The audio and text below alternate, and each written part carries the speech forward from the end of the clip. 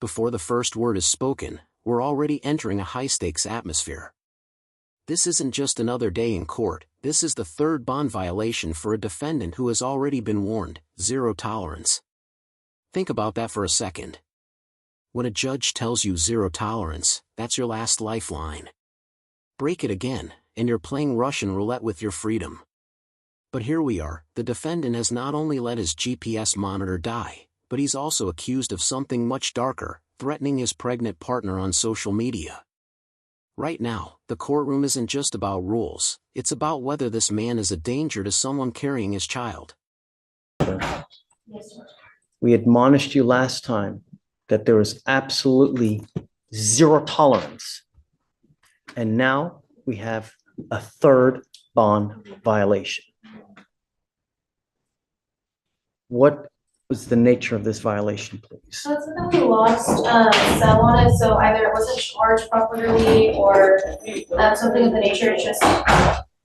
So he had a dead battery. Yes. How long?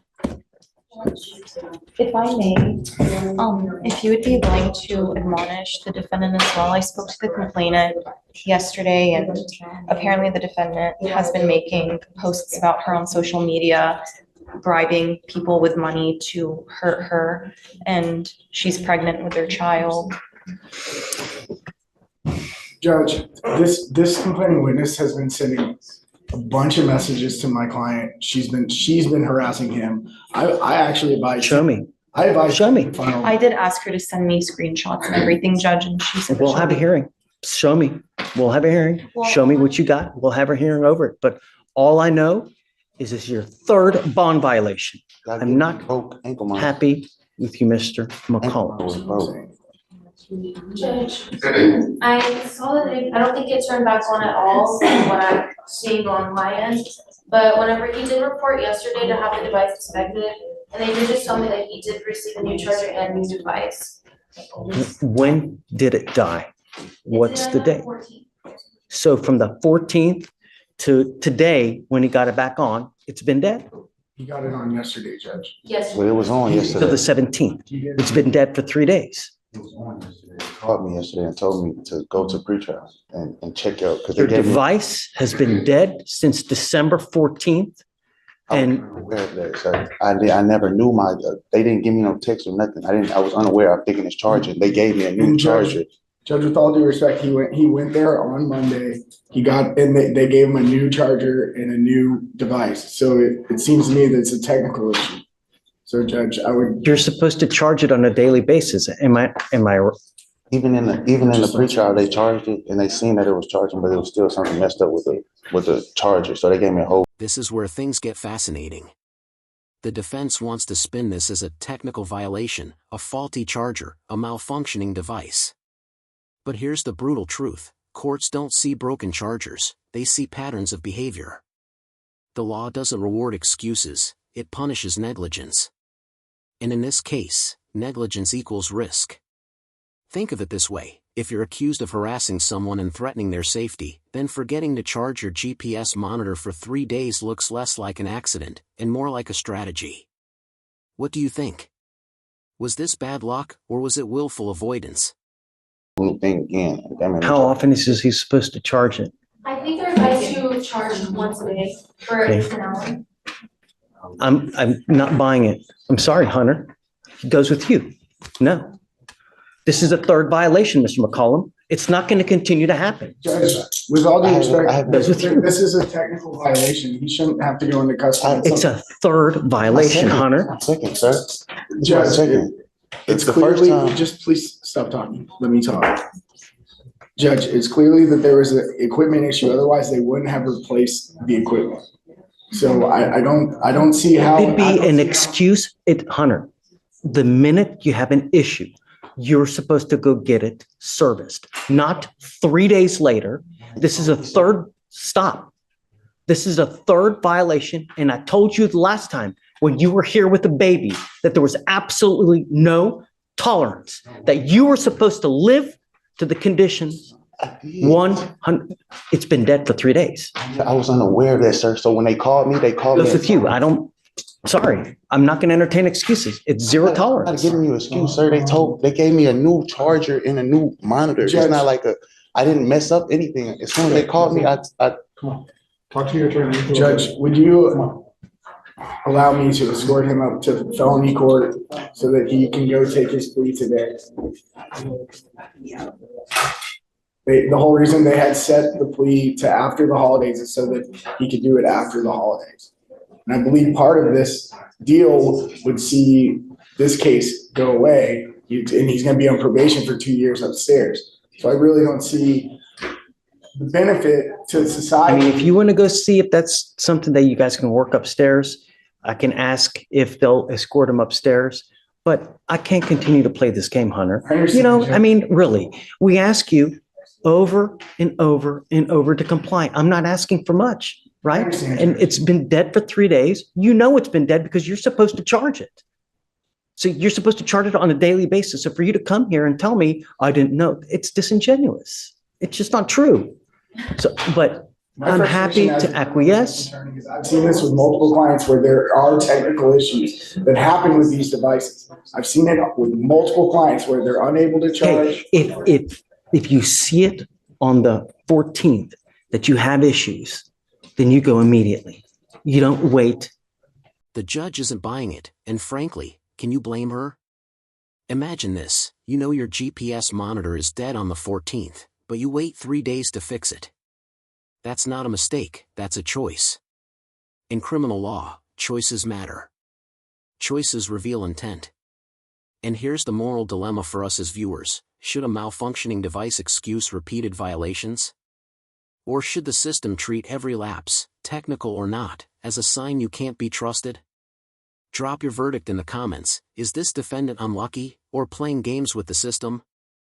3 to 4 days later, especially when you've had violation after violation after violation. I think that your complaining witness may be here too. Rosette, CW may be here as well. Judge, I'm not sure. So I don't know, Hunter, just, I believe that's for a judge. okay, ma'am, please don't. If you want to, I think pretrial has something to say. I don't know what they have to I say. reached out to my supervisor of these devices just because I'm not super well versed in the GPS realm, but he stated that the reports for his GPS appear to show an issue with overcharging, which can lead to a charger problem. They're instructed to charge for 1 full hour around the same time each day, and that the tech swapped his device as a precaution as it was likely that malfunctioning. but why wait 3 days? You know the device is malfunctioning on the 14th. You're going to wait 3 days to go get it fixed? I was just informing of what my supervisor told me because I asked somebody to look over the report. I don't know what to tell you, I Hunter. mean, Judge, it You know. sounds like he was overcharging. He was doing more than prior. No, we don't know that for sure. I don't know. See what documents that you can show me, that you can get that there's some kind of malfunction. But nevertheless, it's a third violation. On the 14th, if he has issues, perhaps even go the next day on the 15th. But you wait 3 days. And the only reason he did it is because I hauled him into court and I told him to be here on the 18th. Otherwise, who knows what would have happened. See what you can find and then show me. I'm all eyes. Well, Judge, the other thing I would ask is if you are going to take him into custody, I'd ask for a formal hearing to be set. And since this was set within less than 24 hours, I do believe it violates his due process to go ahead and take him into custody today. Yeah, Just show me what you can find, Hunter. You know, thank you, Judge. Eddie, Judge, real quick, Judge. there are times in life when you run into people, they can be a complete cancer to your life. Some people thrive on drama. That's how they get off. That's all they like. They like to just create. If you have people in your life like that, it's probably advisable to cut ties, because if not, they're just going to bring you down. We all have people like that in our life. We do. I do. I have people that are constantly after me as well. I do everything in my power to get away so that it doesn't bring you down. The problem is, Mr. McCollum, is When we have situations where there are repeated bond violations, I take issue with that. And I can't let people go when they continue to have. The judge drops some wisdom here. Words mean nothing, evidence means everything. That's a chilling reminder of how justice works. Think about the bigger picture. One side says harassment, the other says false accusations.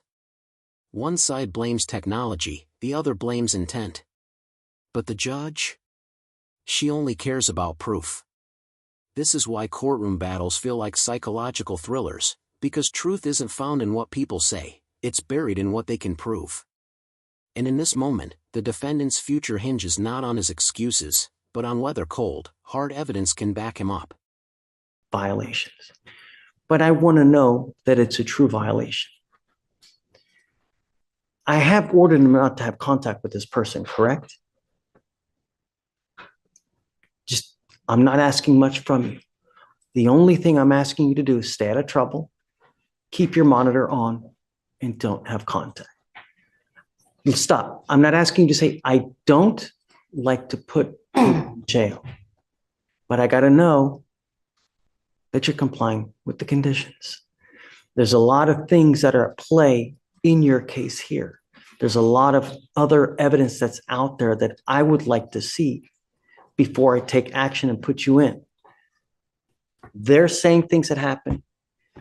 Hunter is saying things that happen. I want to know what the truth is. And the truth is, and it lies with the evidence, because the evidence will point to whose side is correct. Words, Mr. McCollum, words mean absolutely nothing. I don't give a rat's ass about words. Evidence points to whose side is correct. I am going to give you some time, not a lot, but I'm giving you to Friday to figure out what's going on, because I want to know. Most importantly, is it the machine that's messing up? Are you truly charging it? Number one. Number two, they're saying that there's been contact. I hope not. I want to know. I want to see it. Show me what you have. Likewise, show me what you have too. I'm all ears.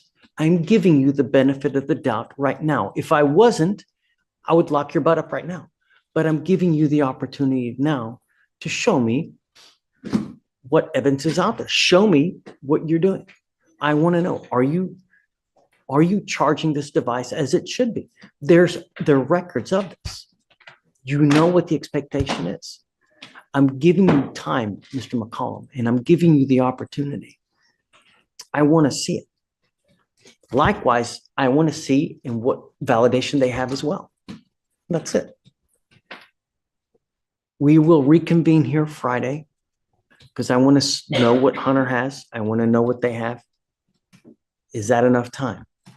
Yes, Judge. Friday's fine. Do you have any questions? You know what? It's better not that you don't. If you have any questions, talk to Hunter. But I'm giving you the opportunity. And that's where the gavel falls, not in final judgment, but in suspense. The judge isn't locking him up, yet. She's giving him until Friday to bring evidence, proof, validation. This is the razor's edge of justice, one last chance before the hammer comes down. Viewers, ask yourself, is this mercy, or a mistake?